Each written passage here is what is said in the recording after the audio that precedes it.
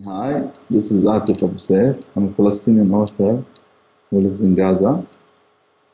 This is Word Without Border.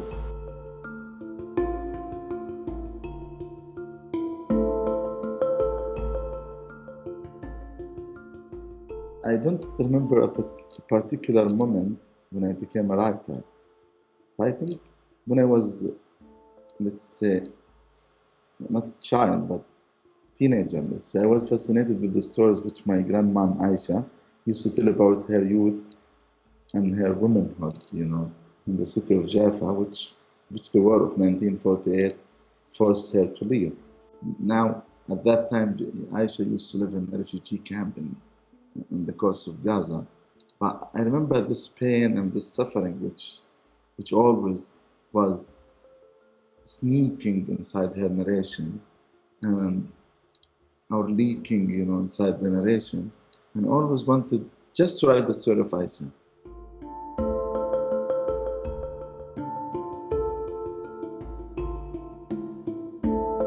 Writing is about recreating the word as you want it to be sometimes. Even if there is inside this word lots of pain and lots of locality, let's say, Gaza locality, but then you can make out of this a nice story. I remember the reaction of most of the Gaza citizens or the critics even to the story, my novel, Suspended Life. And they were very happy to find the streets and the things that they know. And they were very happy that this could make sense to Arab audience. And they can feel it at the same time. And I think this is what would Aisha want me to do when she was sending me those stories. الرحلة في الطريق المعاكس. لم يكن بمقدور إله الصدف أن يعتني بهذه الطريقة الفائقة في ترتيب لقائهم بلا موعد وبلا اتفاق أمام كراج السيارات في منتصف مدينة رفح. الشمس تنسل بخفة في عمق الشارع المتجه غربا من منتصف الميدان الذي يتوسط المدينة الحدودية. أقنية الموز وعناقيد البلح معلقة أمام محل الفواكه الضخم على ناصية الميدان مثل فرس ضائعة. سيارات الأجرة المرسيدس والهونداي تصطف تحت المظلة العالية تنتظر ركابا ذاهبين شمالا حيث لا جنوب بعد رفح إلا العبور لمصر.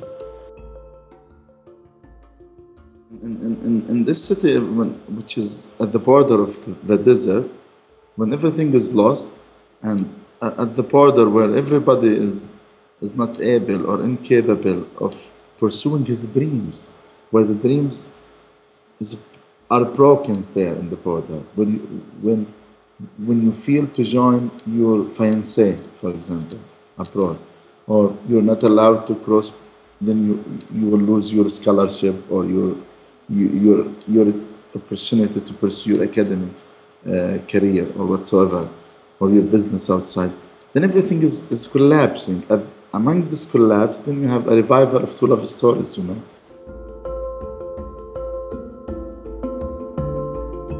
You have an expected role as a Palestinian author.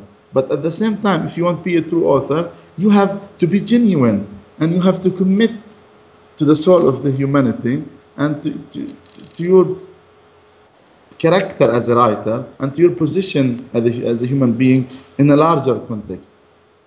دكانته الصغيرة حيث كان يجلس على عتبتها يصلح البوابير وأدوات المطبخ بصوت بصوت مطرقته الفولاذية مثل صدى يرجع بنا إلى زمن الطفولة منذ 30 عاما، وحين قفزت من بين ذراعي أمي للمرة الأولى وصرت أخطو في الطرقات وأنا أراه يجلس هناك بشاربه الذي كان يتغير لونه مع الزمن. بعض الشحبار قد يغطي شعره، يداه دائما مشغولتان وعيناه تردان تحية المارة في الشارع، تختلف ابتسامتهما باختلاف درجة معرفته برام التحية، وكان يبتسم لي بعمق ينم عن محبة قادمة من زمن الطفولة. Let's first thank Words Without Borders because they were the first to translate my work. Actually, this was 10 years ago, when nobody would hear about me at that time, only in Gaza and West Bank. So I have we have to say to them, thank you very much. This is first. The second thing, it's the image about of Gaza, because people expect Gaza to produce news, to produce blood, wars, conflict, you know. So it's a bakery which produces nice pastries and nice donuts of news and hot things, which with the news, which the news agencies will run after.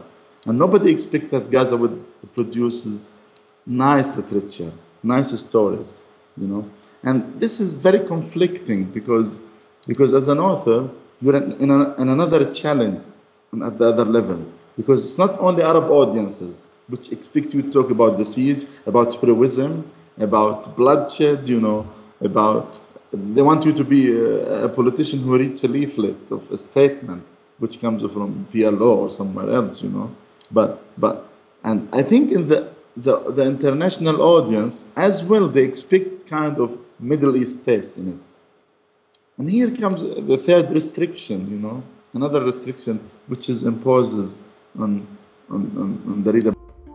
Like most of my generation, I was in the first intifada. I was shot by the Israeli soldiers, etc. I suffered all the pains of the Middle East, but at the same time, I think out of all of this, my duty is to introduce the Palestinian story as a human story, as a story which matters to somebody like you in New York, or somebody else in Mexico, or somebody in Africa, or Asia, you know.